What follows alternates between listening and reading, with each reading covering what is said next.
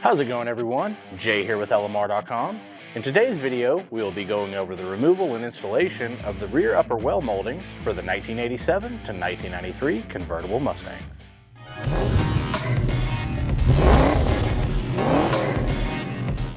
I do want to note, for those of you that do have a 1983 to 1986 year, these steps will also work for you.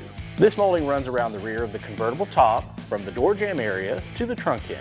These moldings, also commonly referred to as the hockey stick, will keep dirt and debris out of your vert's top components, in addition to giving your ride a nice clean look. These are molded in black ABS plastic and are made from the original Ford tooling for a perfect fit. These will also feature a pre-installed stud out of the box.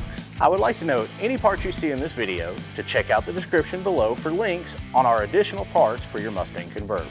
Today in the shop we have a 1987 convertible that we will be working on. Let's head over to the car and we'll walk you through how these moldings go on. Some of the tools you will need for this one will include the following: a drill, a 9/64 drill bit, a rivet gun, assorted sockets and wrenches, and a few 1/4-inch extensions and a swivel. Start off by opening the hood. We made sure to keep the battery connected to a battery tender. When doing this install, you will need to move the quarter windows and the convertible top up and down a few times to gain access to all of the hardware.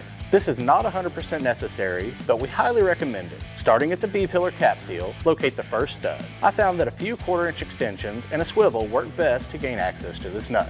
Once this one is off, you can move the top back up or down to allow you ample working room to remove the remaining 3 nuts along the molding. This is a very tight workspace, so using stubby wrenches here can also help you out. Once you have the old molding off the car, repeat these steps for the other side.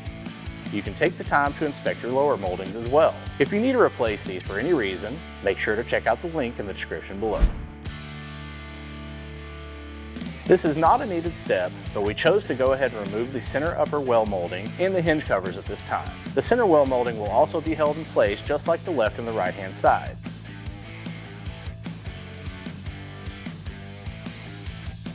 Remove all the attaching nuts and take the molding off the vehicle. We did this so we could paint to match. It will be these little details that can really make the overall appearance of the car shine.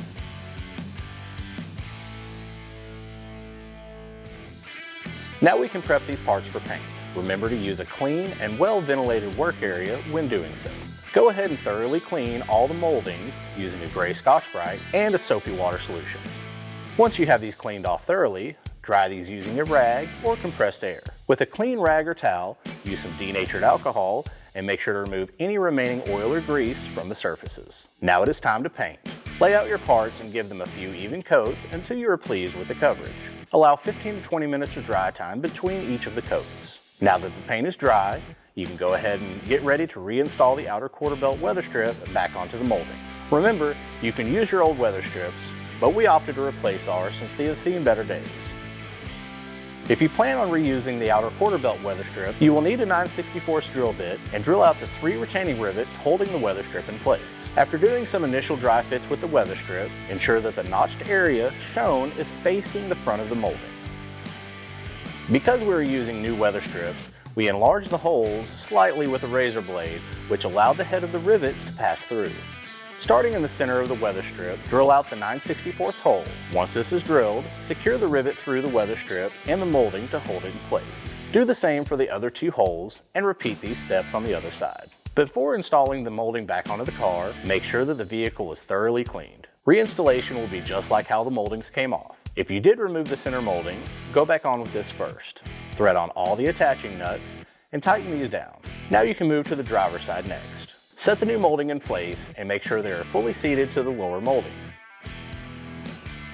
Because our hardware was old and crusty, we opted to use new hardware for the molding. Remember to check out the link in the description to replace any rusty or missing nuts.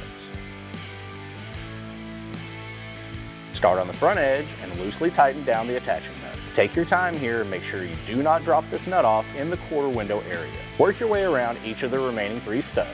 Now you can fully seat each of the nuts.